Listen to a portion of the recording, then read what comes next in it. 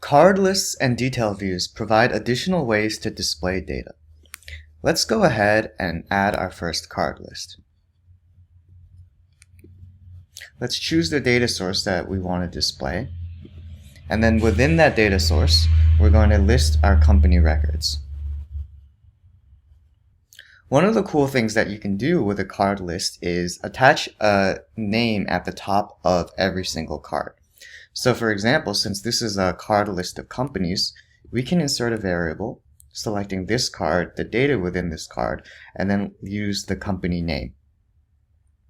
Just like other components, you can hide, remove, add, and rearrange any fields that you might want. Let's go ahead and hide the company name since that's now displayed on top of each card, and let's move the plan up. Now when you click into each field, you can configure how they're displayed.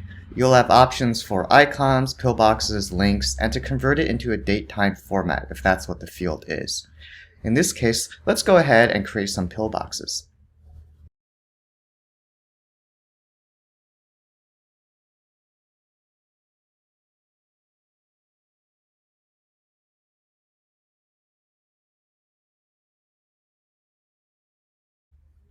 You can also click the plus sign here and go over to components to add additional components like images, buttons, or anything else you may want. Card lists can also be sorted and filtered.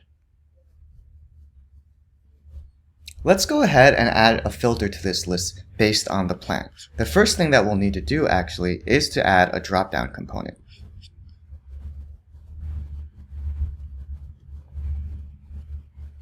For this drop-down component, we're going to use the same source as our table.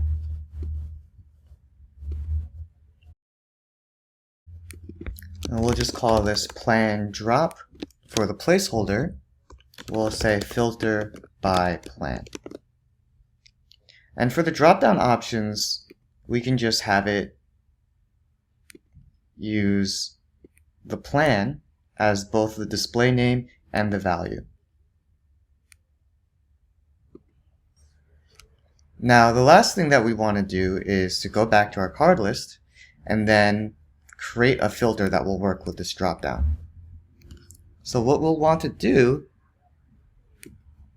is match the plan and have it be equal to a component value, and here we're going to select our plan drop-down and the value within it. Let's go ahead and publish and take a look at our card list. Now you can see we've got a filter here, and by choosing an option, our card list is filtered to only show companies that have that particular plan. Now let's take a look at the detail view component. Let's go ahead and add our first detail component.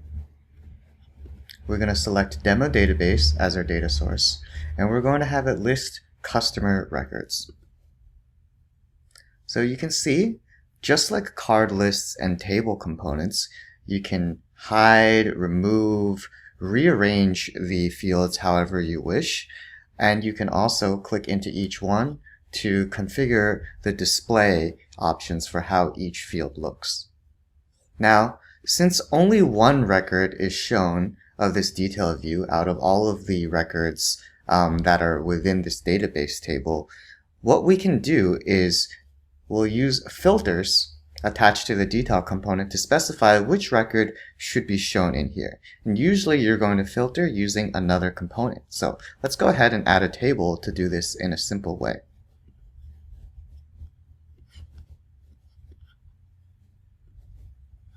For our table, we're going to select the same demo database and the same function to list the customer's records. Now let's go back to our detail view and create a filter. And we want to make it so that the ID is equal to a component value where that component value comes from the customer's table, the selected row, and then the ID there. And so that's how you filter your detail view based on another component.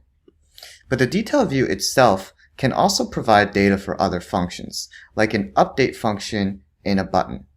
Let's remove this filter just so you can see the fields within our detail view. And let's go ahead and add an inline button to see how this all works.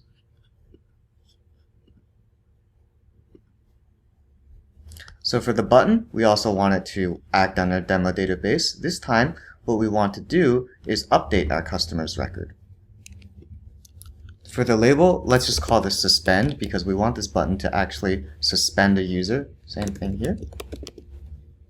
And then for the ID, we can take that data directly from the detail component. So we're going to use a value from a component. We're going to select this detail view, the data, and then the ID there. And what we want is we want this to change the account status. We want to change the account status to be a custom default value where that value is suspended. Now let's go ahead and go back to our customer's detail and reapply the filter that we had.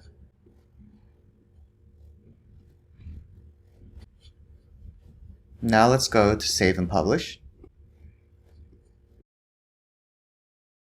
And you can see that clicking on any one of these rows pops up those customers' details in the detail view, and then clicking the suspend button changes the account status to suspended.